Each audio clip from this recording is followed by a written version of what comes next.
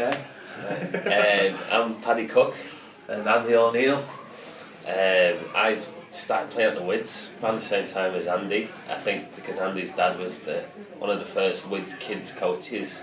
When we were about 5 or 6, wasn't it? Yeah, about six years old, I think. Yeah, so not that long ago, really. No, as cousins, yeah, Paddy decided to come up and play as well. So played through the juniors, and our more memorable years were the Colts days.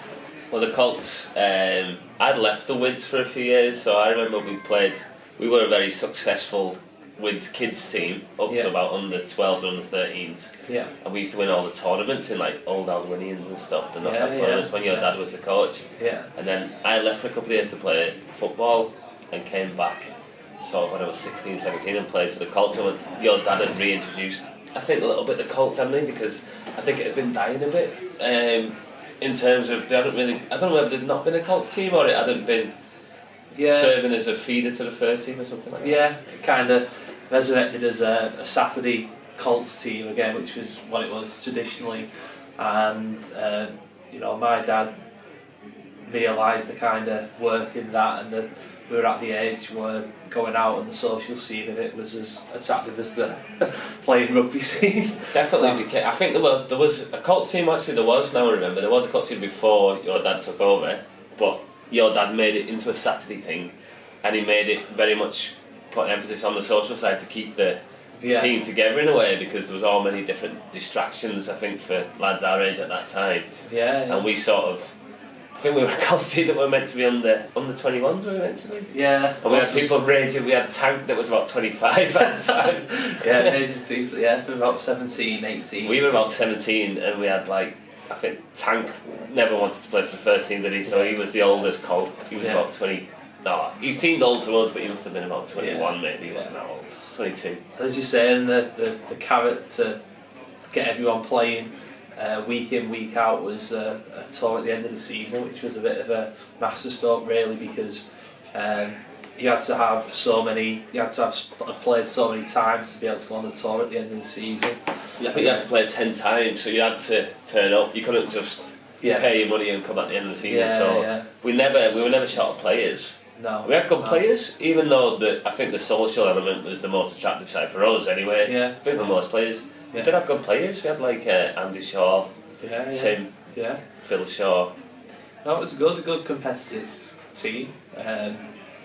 And then the three tours we went to. We had Bath. I think it was the first one. Was Bath when we were about 16, 17. Yeah. Probably too young for to be exposed to some of the stuff that we were exposed to. Yeah. Or that we exposed ourselves to. Yeah. Or that we exposed ourselves to other people. Yeah. And it was a Friday that we went down to Bath on the coach, and the game. A lot of the lads were there just to come along and not really play, so everyone was drinking on the way down. We drank from the moment we left. We left on a coach.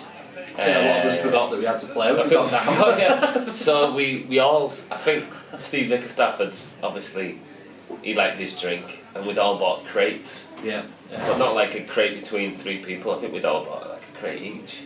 And it was only arriving at the clubhouse in Bath where we thought, actually we've got to actually play a game. Yeah. The door opened, loads of empty cans rolled out of the bus. And a couple of players rolled out as well. And I think you went for a drop goal from your own 5 metre line. I was just playing this, trying to be a bit of a maverick. I think we were behind at the time by about 60 points. Let's get some points on the board. Yeah, it was your own 5 metre line, some drop goal. Yeah, I've never managed it. Yeah. But I think we're not in a very fit state to play, but we were quite aggressive. I remember that because they were quite fired up. So I remember that what we lacked in ability, we sort of made up for in a little bit of not nasty aggression, but drunken aggression. That was, and then the tour after that was Dublin. I just remember in that game that was John Stonehands got absolutely. He wasn't really. I'm not saying I was, but he wasn't the most talented player. But he always used to turn up every week, and he came on as a sub on the wing, and he was against the sort of cross between John O'Loughlin and Martin and Fife for the other team, and Never seen a player get so completely steamrolled from vertical to horizontal. Sure, we sent him home in an envelope. That's all. Guy just ran completely over him. Yeah. For about his 6th try of the day. Yeah. I don't think we won we didn't win any points or any plaudits from that tour in terms of our rugby, but The next day we had a good time. Yeah, I think the only person more drunk on the second day than the players was the bus driver. Then we had a pint of wine in the club after the game. So when he missed his turn, that was Don. Yeah, Don. When he missed his turn and then drove almost into the motorway sign. Then there was Dublin, I think, the following year. Dublin was the following year when you were on crutches. Yeah, I was broken ankle playing sevens for the college, but yeah, we were going over on the boat to Dublin, and I remember they issued me with a wheelchair to get around on the boat, and the lads took it, and a couple of them, we got the wheelchair confiscated because people were walking other people around it and dropping them in front of the crowds, and the crowds had panicked around. So that kind of set the tone for the tour, really. And then did we have a game? Was it the second day? Yeah, I think it was the second day. We also didn't do very well rugby-wise on that tour either. No, I think that's where you put in your naked appearance in that. I wasn't. It's the only way I could get on the field. I wasn't picked. No. Yeah, dirty protest and also of some description. Yeah. Was that the longest try you've ever scored? Yeah. Also the biggest cheer I've ever had. There's only one. Sailed under the post. There's only one person who tried to chase you down. I think Sidewinder tried to chase you down as you broke from the scrum with no clothes on. That was Dublin. I think my dad was made up because when we went down to Bath, I think he was the only adult who came with us.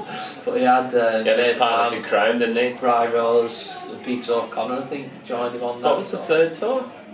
Went to Isle of Man. I didn't make that one then. You can talk to the camera yourself this one.